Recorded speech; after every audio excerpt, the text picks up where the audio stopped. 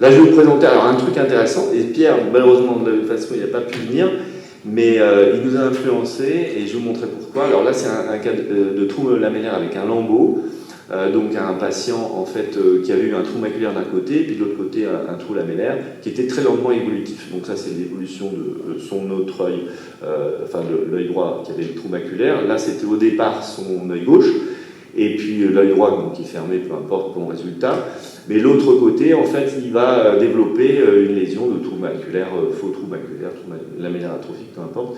Et puis, en fait, la vision va commencer à baisser, le patient va se plaindre.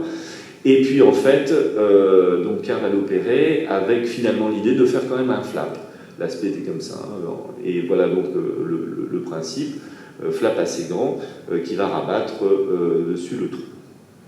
Voilà l'aspect post-opératoire et finalement une récupération donc, qui se fait avec un aspect, un profil satisfaisant et une récupération fonctionnelle bonne et pas de site fonctionnel de métamorphopsie ou de gêne. Lui, il pense aussi, c'est que le trou lamellaire atrophique sont des lésions faussement rassurantes, très lentement évolutives, et les techniques de Lambeau permettent l'arrêt de l'évolution. Alors ça m'avait super intéressé. Et comme on a reçu les trucs il y a plus d'un an, vous savez ce qu'on avait reporté incessamment, bah nous on a fait pareil, et puis en fait, super, parce qu'en réalité, moi j'étais vachement emmerdé avec ces cas, et avec le flap, voilà le profil que j'ai obtenu, et ça marche vachement bien. C'était un peu le cas similaire, il avait fait un trou maculaire d'un côté que j'avais mis avec le flap, et vous voyez la résorption de la lamelle, et puis de l'autre côté, il avait ce truc-là, et je me suis dit, bon, je vais quand même pas risquer un trou maculaire, on ne sait pas, et je lui ai fait le flap. Donc voilà, ça marche, moi je pense que c'est une bonne option. Et puis en plus, ça vous entraîne à faire les flaps. Voilà. Je vous remercie. Est-ce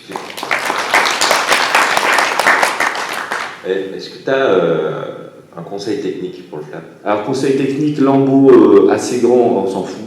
Franchement, les recoupes, je me demande si je vais continuer à le faire, sauf s'il est énorme. Excuse-moi Fred, quand je te dis technique, on a toujours pelé tout autour du trou. Moi j'ai fait quelques flaps.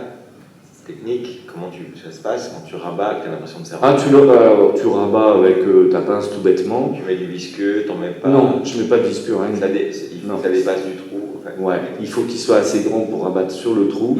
Ça sert à rien de mettre, à mon avis, du visqueux. Je pense que ça sert plus à rien de mettre du gaz. L'air fonctionne très bien. Le positionnement, moi je le fais, l'intérieur le fait.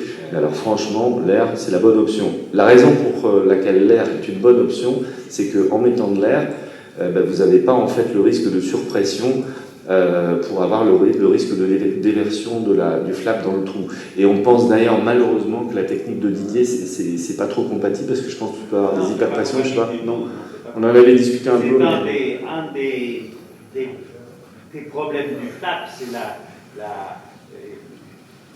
Bon, mais je pense qu'il vaudra mieux qu'on parle de tout ça. Oui, après. Mais c'est des discussions qu'on avait déjà abordées un peu. Juste un mot. Pardon, quand tu dis je mets pas de gaz, pour moi je mets pas de gaz, c'est que je reste en eau. Donc l'air, c'est du gaz. Mais même si le gaz pas cher. Mais tu verras dans le coût d'utilisation que c'est pas mal, ça fait 54 €.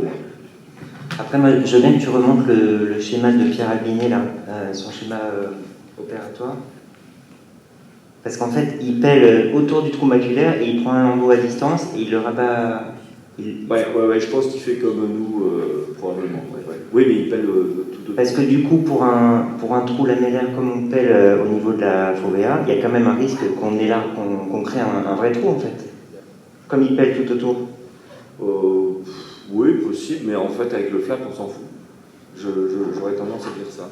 Je crois que tu n'as aucune chance de faire un trou maculaire avec un trou lamellaire ou un pseudo-trou. C'est le pire, enfin, on redemandera à Yvette, mais je crois que ça n'arrive pas. Tu as plus de risques avec un décollement de rétine ou un œdème. Mais très sincèrement, moi je vous conseille une chose, c'est avec ces principes-là en tête, essayez, parce que c'est vraiment quand même super. Bon, après, il faut savoir des choses sur la récupération plus lente sur les petits trous maculaires. Il ne faut pas vous en inquiéter, mais à mon avis, essayez, ça vaut vraiment le coup. Puis bon, vos patients, ils s'en porteront bien.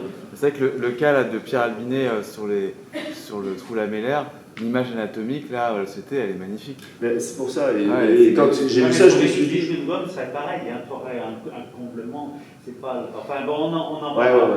parlera.